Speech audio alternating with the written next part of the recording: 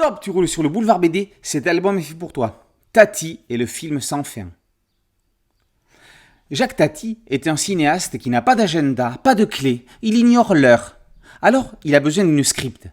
C'est ainsi que Sylvette débarque à Saint-Marc-sur-Mer en été 1951, sur le tournage du film Les vacances de Monsieur Hulot. Tati va lui raconter sa vie, depuis les prémices de sa vocation, un observateur des choses de la vie, lui qui était destiné à devenir encadreur dans l'atelier familial de Monsieur et Madame Tati-Chef.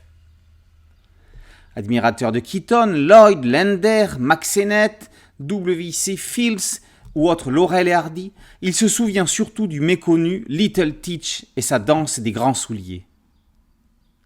Tati débutera dans le musical avec son numéro Sport muet. Colette, écrivaine, mais aussi journaliste, rédigea un article en 1936 qui sera son passeport pour le succès. Tati commencera le cinéma en parallèle sans pour autant penser un jour devenir réalisateur, avant que la guerre ne mette un coup de frein à sa carrière. Mai 47, le tournage de Jour de fête débute, avec seulement une dizaine de personnes pour tout faire, des comédiens aux techniciens. Puis, c'est l'invention de Hulot, sa pipe, son chapeau, sa gabardine et son allure dégingandée. On assiste au tournage de tous ses films, notamment le précurseur Playtime, et jusqu'à son dernier court-métrage, Force à Bastia, qui sera achevé par sa fille Sophie. Depuis le chanteur sans nom jusqu'à Lino Ventura, en passant par Dominique A et Vince Taylor, on savait Arnaud Le Gouefflec, expert en biographie originale. Avec Tati et le film sans fin, il pousse le curseur encore plus loin, avec une immersion dans la vie de l'acteur-réalisateur mettant en évidence tout ce qu'il y a de plus poétique chez cet homme qui habitait ses films.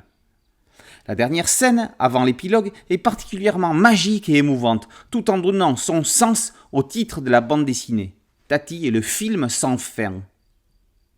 On n'attendait pas Olivier Supiot sur un album comme celui-ci. En quelques planches, on se demande qui d'autre aurait pu mieux que lui dessiner cette vie passionnée. De la silhouette de Monsieur Hulot au building de Playtime, en passant par les fenêtres de mon oncle, Supiot ne dessine pas le livre, il le réalise.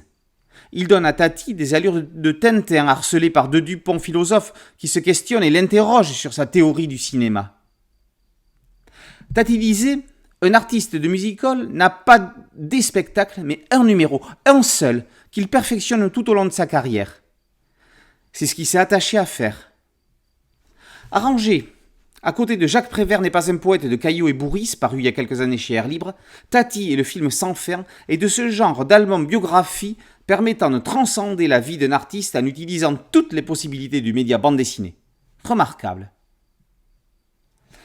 Tati et le film sans fin par Le Gouefflec et Supiot est paru aux éditions Glénat dans la collection 9,5.